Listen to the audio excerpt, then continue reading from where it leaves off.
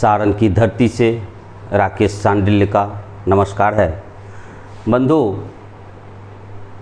आप लोग के कुछ साथी 2-3 आदमी एक वीडियो भेजे हमारे पास देखने के लिए। मैंने देखा, मुझे लगा कि वे किसी संगठन से संबंधित व्यक्ति हैं और सही पूछिए तो मैं न आपके साथ शिक्षक हूँ, न किसी संगठन से हूँ, तो मेरा उनकी बातें सुनना कोई ज़रूरी नहीं है। वे अपने संगठन से संबंधित बात कर रहे थे और मुझे उनकी बात पसंद आई। चूँकि किसी भी संगठन को चलाने के लिए अनुशासन जरूरी है और वे बिल्कुल ही उसी पर बात बोल रहे थे, कुछ गलत बात नहीं बोल रहे थे।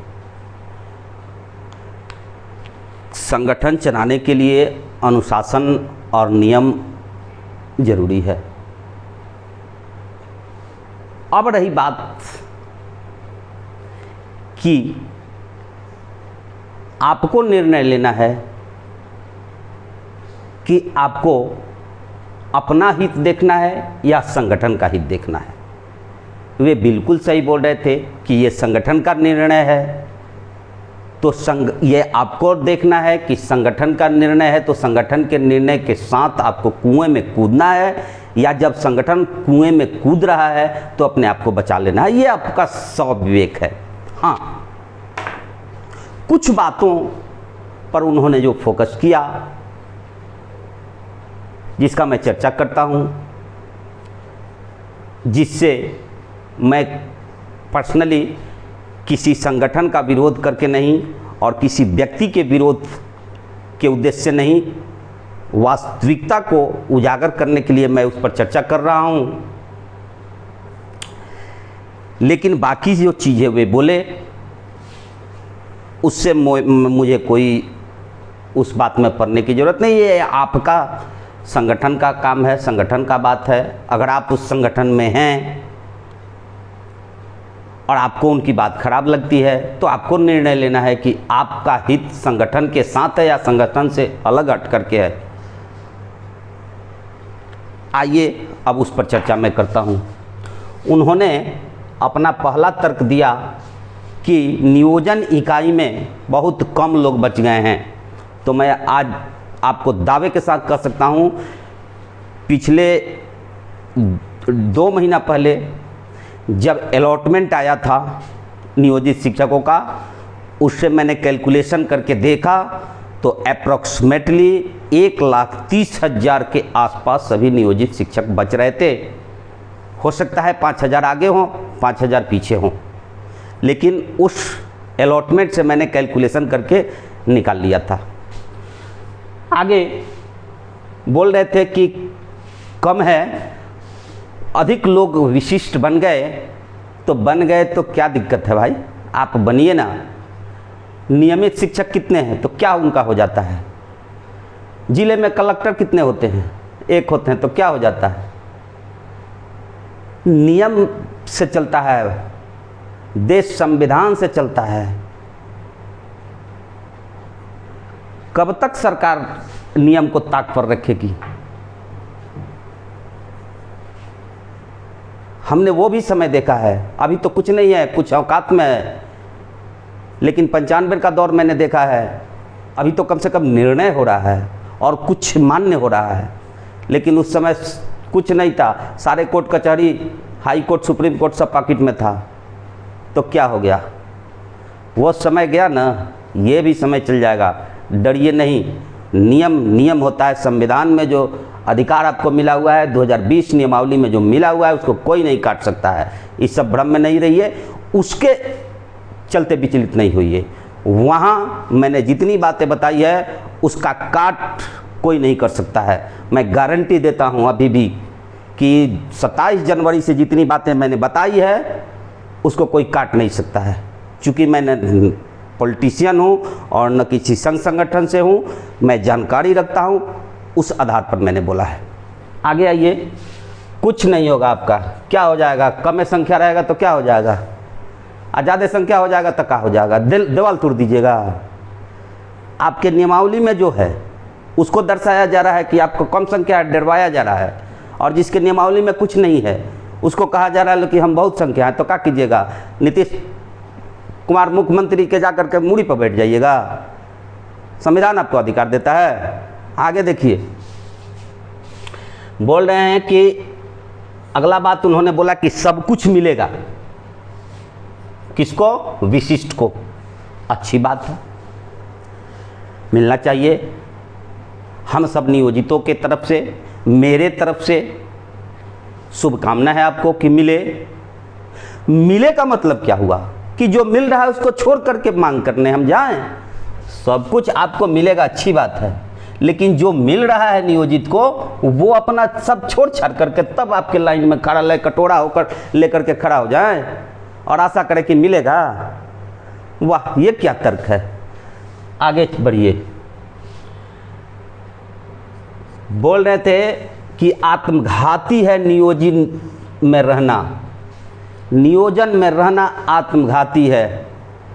ये सब राजनीतिक स्टंट है और संगठन चलाने का ये तरीका है कि मेरे तरफ लोग आकृष्ट होकर ये डरवाया जा रहा है। क्योंकि सर्वविदित है कि प्रमोद यादव जी के केस में हाई कोर्ट का ये कड़ा आदेश है कि जिसको रहना है नियोजन में बना रहेगा, उसको कोई डिगा नहीं सकता है, और जो उसको जाना है नियोजन छोड़ करके विशिष्ट बनना है वो जा सकता है, कोई दिक्कत नहीं है। जिसका क्लिप मैं लगा देता हूं, तब के SCSK के पाठक का स्टेटमेंट आप देख लीजिए।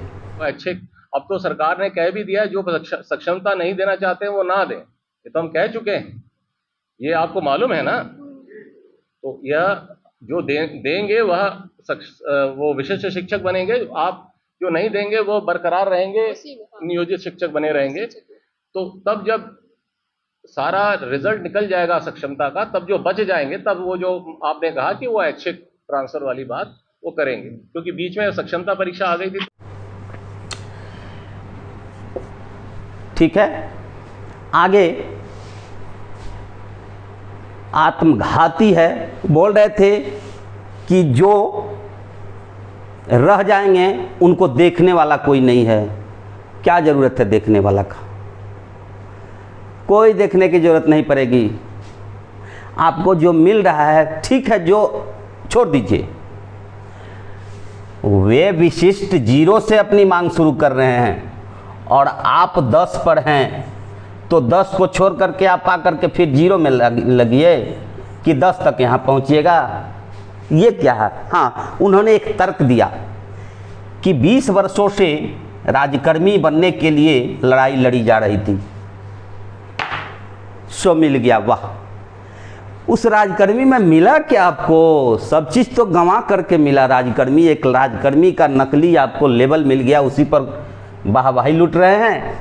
क्या आपने दिलवा दिया, सारे चीज़ें छीन लेने के बाद राजकर्मी का एक लेवल दिया गया, उसी पर आप इतला रहे हैं साहब। फुल्ली ये राजनीतिक स्टैंड था उनका।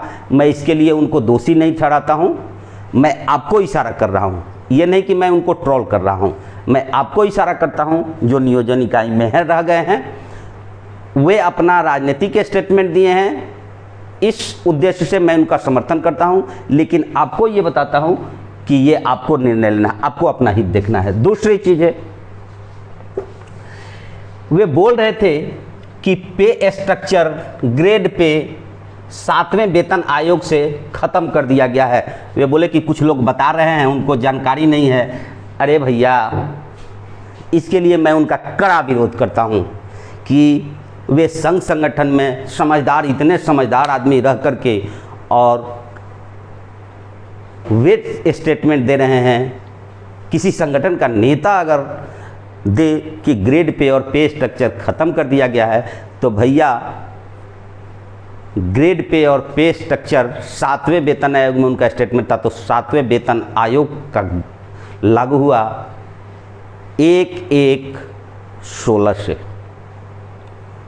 और उसके बाद अगर ख़त्म कर दिया गया रहता तो फिर आप देखिए, उनको मैं नहीं कहूँगा इसलिए कि वो अपना संगठन का बात बोले हैं। ये देख लीजिए कुछ लोगों का उसके बाद 17 का 19 का फिक्सेशन है, इसमें 5200 से लेके 20,000 2000 का ग्रेड पे बढ़ करके 2400 हो गया है। या फिर 7th पे कमीशन के समय जो फिक्सेशन कैसे होगा उसका ये स्लिप लिखा हुआ है, तो ऊपर देखिए मैंने लाल से एरो लगा दिया है। फिर ये 5200 से लेकर के 20,200, 9300 से लेकर समथिंग 2000, 2400, 2800, इसकी चर्चा जरूरत क्या थी? महोदय, राज्य के सरकारी विभागों में राज्य कर्मियों को अपने पद के अनुसार उसे 7वें वेतन आयोग के तहत मूल वेतन के साथ ग्रेड पे दिया जा रहा है और लेवल भी निर्धारित है, जबकि बीपीएससी टीआर1, बीपीएससी पीआर2, बीपीएससी टीआर3 द्वारा चयनित अध्यापक एवं सक्षमता पास विशिष्ट शिक्षकों का ना ही ग्रेड पे निर्धारित किया गया है और ना ही लेवल तय किया गया है।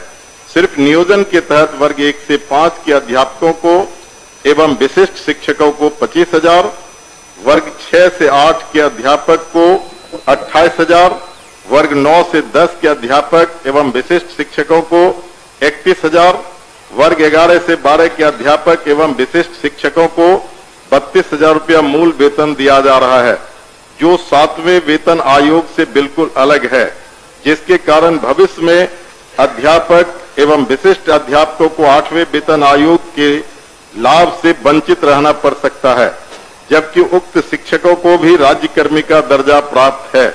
अतः उक्त शिक्षकों के हित में पद के अनुसार शिक्षकों को ग्रेड पे तथा लेवल निर्धारित करने हेतु हम सदन के माध्यम से सरकार का ध्यान आकृष्ट कराते हैं। माननीय मंत्री शिक्षा विभाग। अध्यक्ष महोदय, वस्तुस्थिति यह है कि पंचायती राज संस्थाओं एवं नगर निकाय संस्थाओं द्वारा नियुक्त शिक्षकों को समान कार्य के बदले समान वेतन देने से संबंधित माननीय सर्वोच्च न्यायालय में दायर SLP C संख्या 20/2018 बिहार सरकार एवं अन्य बनाम बिहार माध्यमिक शिक्षक संघर्ष समिति एवं अन्य के साथ दिनांक 10/5/2019 को पारित आदेश, जिसमें माननीय उच्च न्यायालय के द्वारा समान कार्य के बदले समान वेतन देने हेतु पारित आदेश को निरस्त कर दिया गया है। राज्य सरकार पंचायती राज संस्थाओं एवं नगर निकाय संस्थाओं द्वारा नियुक्त शिक्षकों को बेहतर वेतन एवं सेवा शर्त हेतुकृत संकल्पित रही है। राज्य सरकार ने सहानुभूति पूर्वक इन शिक्षकों को 1/9/2020 से EPF योजना, जिसमें राज्य सरकार के द्वारा लगभग 5% अंशदान दिया गया है, से आच्छादित करते हुए दिनांक 1/4/2021 से 15% का वेतन वृद्धि किया गया। पुनः राज्य सरकार द्वारा स्थानीय निकाय शिक्षकों को बेहतर सेवा शर्त एवं वेतन प्राप्त हो के परिप्रेक्ष्य में बिहार विद्यालय विशिष्ट शिक्षा नियमावली 2023 अधिसूचित किया गया। नए शिक्षकों के नियुक्ति हेतु बिहार राज्य विद्यालय अध्यापक नियुक्ति, स्थानांतरण, अनुशासनिक कार्रवाई एवं सेवा शर्त नियमावली 2023 अधिसूचित किया गया। सरकार द्वारा इन दोनों नियमावली से नया पद सृजित किया गया। यह पद साथ इसकी क्या जरूरत थी? पे कमीशन बौरा गया था का? जी नहीं, पे कमीशन में कोई ग्रेड पे और पे स्ट्रक्चर को ख़त्म नहीं किया गया है। जो आप मैट्रिक्स पे देख रहे हैं वे सहूलियत के लिए कि सभी को समझ में आ जाए, इसके लिए ये प्रस्तुत किया गया कि सब लोग होशियार ही नहीं है कि ग्रेड पे और पे स्ट्रक्चर से अपना आने वाले समय में पेमेंट कैलकुलेशन कर ले। उनके सहूलियत के लिए ये चार्ट एक बना दिया गया। हालांकि तब के कर्मचारी संगठनों के लोगों ने विरोध किया था इसका, लेकिन वहाँ से ये बताया गया कि नहीं, ये सहूलियत के लिए है, ये मेन बेस नहीं है। मेन बेस पे ग्रेड और पे स्ट्रक्चर ही है। इसलिए आप लोग इस भ्रम में नहीं रहिएगा। जो भी आपको कह रहा है गुमराह कर रहा है। दूसरी बात, वे एक बोल रहे थे और स्टेटमेंट कि 7 माह से नियोजित को क्या मिल गया। अरे तो छीन का गया, नियोजित को जो मिल रहा था सो मिल ही रहा है, उसको ग्रेड पे आई है, पे स्ट्रक्चर ये है, उसका इंक्रीमेंट बढ़िए रहा है, उसकी नियुक्ति में कोई टूट हुई भी नहीं करे। आप बताइए कि आपने विशिष्ट को 7 महीना में क्या दिलवा दिया। मैंने फरवरी में ही, हाँ इसके बाद ये एक चीज़ बोल देना चाहता हूँ कि 7th पे कमीशन वाला फरवरी में ही मैंने एक वीडियो बनाया था कि क्या पे स्ट्रक्चर और ग्रेड पे 7th पे कमीशन में ख़त्म कर दिया गया है। फरवरी का मेरा एक वीडियो है, मेरे चैनल पर आप देख सकते हैं, या फिर इसका लिंक मैं इस वीडियो में लगा देता हूँ। आगे आ जाइए कि 7 महीना में नियोजित को कुछ नहीं मिला तो विशिष्ट को आपने क्या दिलवा दिया। सही से पेमेंट भी तो आपने नहीं दिलवाया अभी तक। और ये बोल रहे थे कि ट्रांसफ़र हो गया। अरे ट्रांसफ़र क्या मुद्दा है। लंदन में लोग जा कर के नौकरी नहीं करते हैं, विदेश में नहीं करते हैं, दिल्ली पंजाब नहीं करते हैं कि वहाँ 15,000 रुपये अपना वेतन गंवा करके घर में आते हैं करने के लिए। सोचिए, ये राजनीतिक स्टैंड है, संगठन को बांधे रखने का ये तरीका है जो मुझे अच्छा लगा।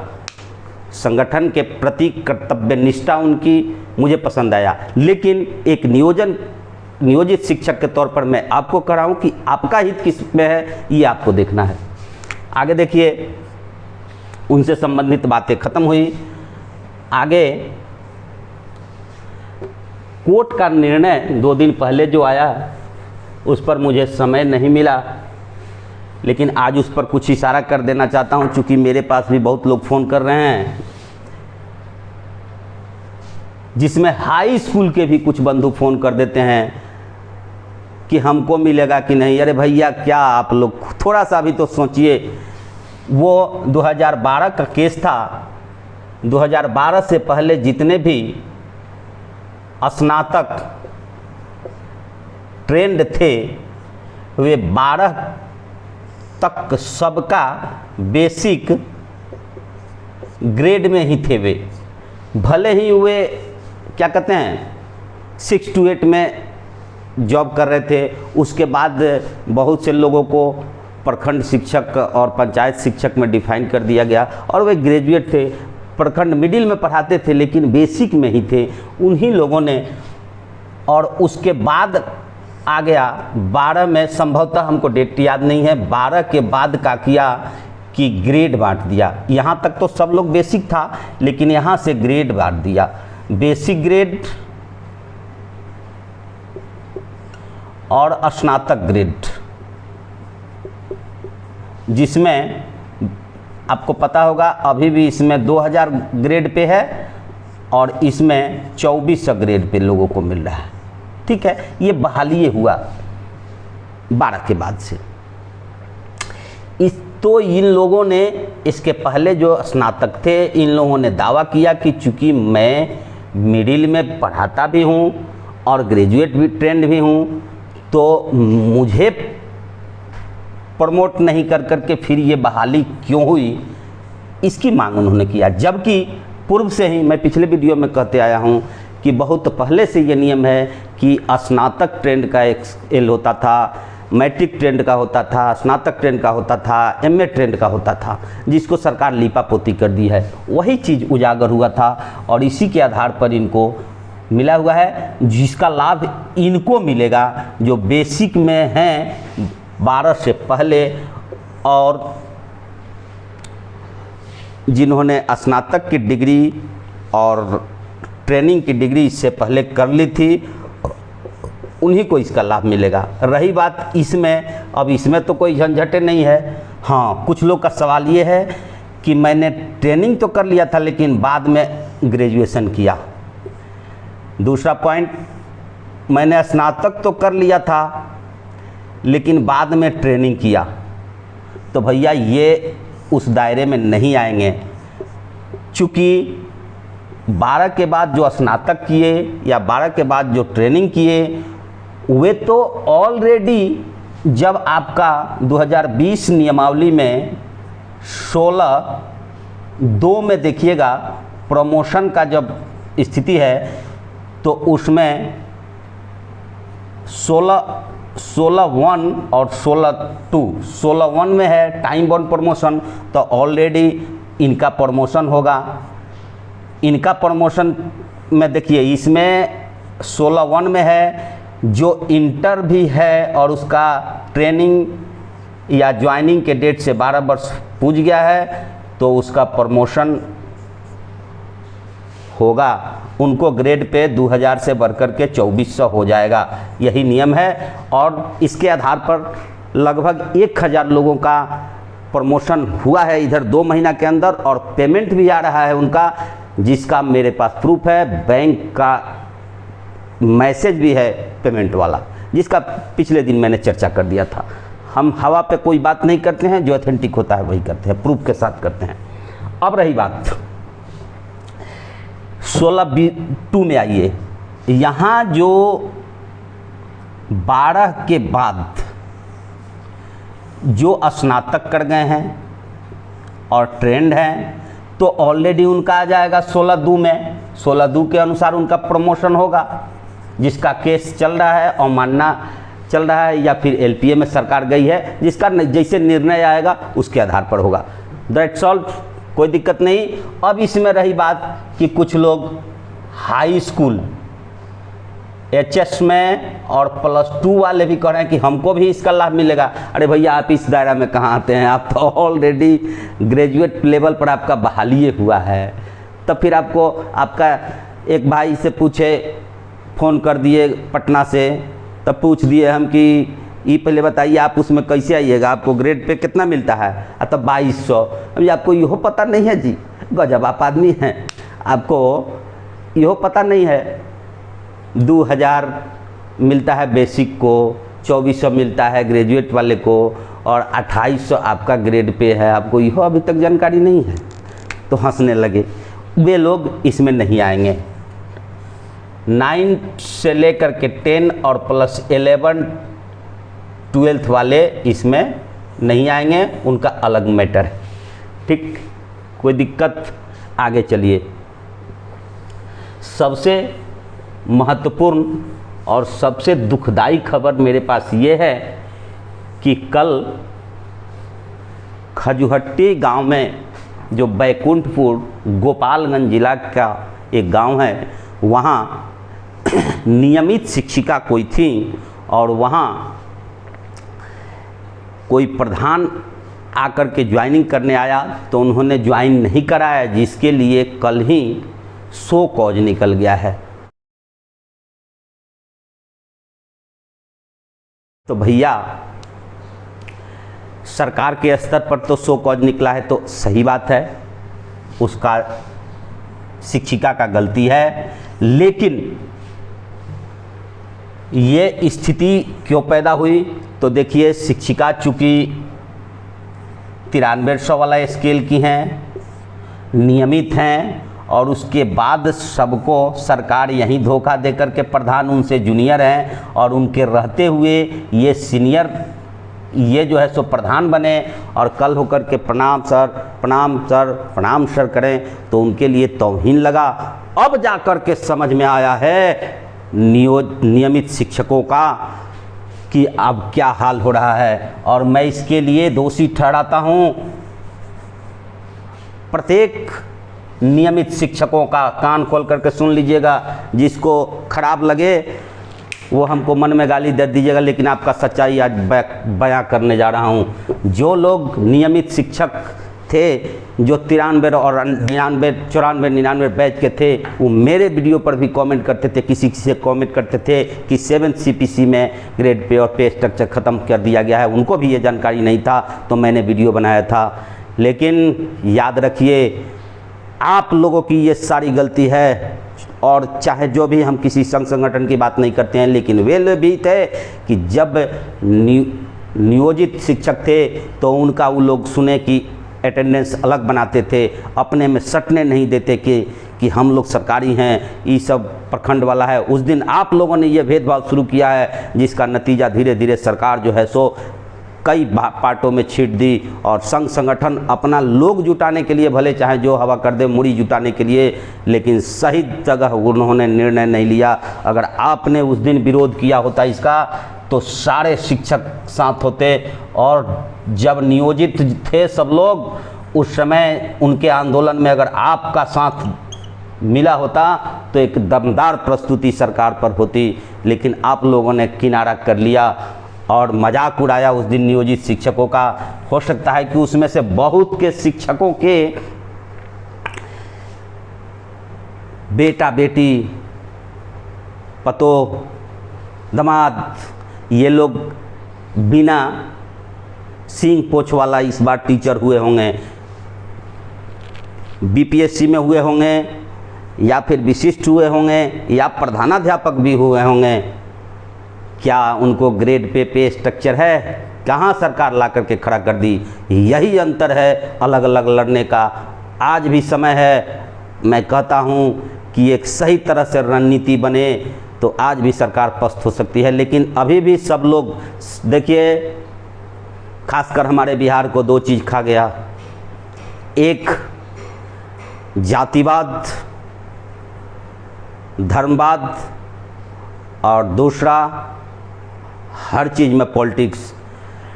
किसी बात को बोल दीजिए उसमें लोग जातिवाद ढूंढना शुरू कर देते हैं, धर्मवाद ढूंढना शुरू कर देते हैं, या फिर राजनीति से प्रेरित कर देते हैं। कोई बात बोल दीजिए तो फट से ना एक हुआ आ गया है गोदी मीडिया, या अगला क्या कहते हैं, अंधभक्त। एक पार्टी कहता है गोदी मीडिया, दूसरा कहता है अंधभक्त, या फिर दूसरा चमचा, हाँ, इस टाइप का सब बस हो गया। उसमें जो समझदार आदमी है, जो भी सही बात उठाते हैं, अगर उनके पास थोड़ी सी भी इज्जत होगी तो वो अपना चुप होकर के साइड हो जाएंगे, किनारा हो जाएंगे, और बस गलत लोगों का बात सामने आ जाएगा, हाँ हूँ होना शुरू कर जा। यही बात यहाँ हुआ है। जितने भी जुझारू संगठन के लोग थे वे लोग साइड हो गए, उनकी बातों को लोग ध्यान नहीं दिया, और जितने लोग थे बस राजनीति करने वाले, उन्हीं के चलते ये सब काम बिगड़ा है। आज भी समय है, सब लोग अगर संगठित होकर के एक बार हावी हो जाए, एक बार हावी हो जाए का मतलब क्या हुआ, जो नियोजन में बचा हुआ है अपना सब कुछ गंवा करके विशिष्ट बन जाए। जी नहीं, मैं ये नहीं कह रहा हूँ। बहुत लोग तो ये भी कह रहे हैं कि संख्या आपकी कम है, हम में आके मिल जाइए, तब फिर से मांग करेंगे। ये गलत है, मैं इसका विरोध करता हूँ। आपने छोड़ करके गया है, आपने एकता को खंडित किया है। आपने अगर उसी समय ये विरोध हुआ रहता, जब ये नियमावली आई उसी समय सब लोग विरोध कर दिया रहता, तो सरकार का दिमाग चकरिया जाता। आज 2 बार से क्यों डेट बढ़ रहा है विशिष्ट का फॉर्म भरने का? इसलिए कि हम लोगों ने टाइट कर दिया, उसको कैंडिडेट नहीं मिल रहा है। यही कारण है कि अब तक सरकार डेट पर डेट बढ़ाई जा रही है, ले दही कर रही है, सामान नहीं बिक रहा है, फ्रीओं में देने के लिए तैयार है। इसलिए नियोजित भाइयों सतर्क हो जाइए, इस परीक्षा का लेवल क्या है और आप क्या बनने जा रहे हैं। सो सामने विशिष्ट बन गए हैं, वो देख रहे हैं। अब रही बात यहाँ कि ये नियमित जो हैं, जिनका ये भी संघ है, उनका डफली अलग बचता है, उनका डफली अलग है, उनका डफली अलग है। बस अंग्रेज वाला काम ये सरकार शुरू कर दी है, और सबको अलग अलग फोड़ो, उनसे उनका बेइज्जत, उनसे उनका बेइज्जत, उनसे उनका बेइज्जत कराइए, उनको उनसे बेइज्जत कराइए, और पब्लिक के नज़र में सरकार हीरो बनेगी, आप खलनायक बनिएगा। मैं शुरू से चिल्लाते आ रहा हूँ, 4 महीना हो गया हमको चिल्लाते हुए, कि यही सरकार की रणनीति है कि पब्लिक के नज़र में आपको ख़त्म कर देना है। बस कि पब्लिक धीरे धीरे आवाज़ उठाए कि ये पूरे सिस्टम को ख़त्म कर करके और निजी हाथों में दे दीजिए स्कूल को।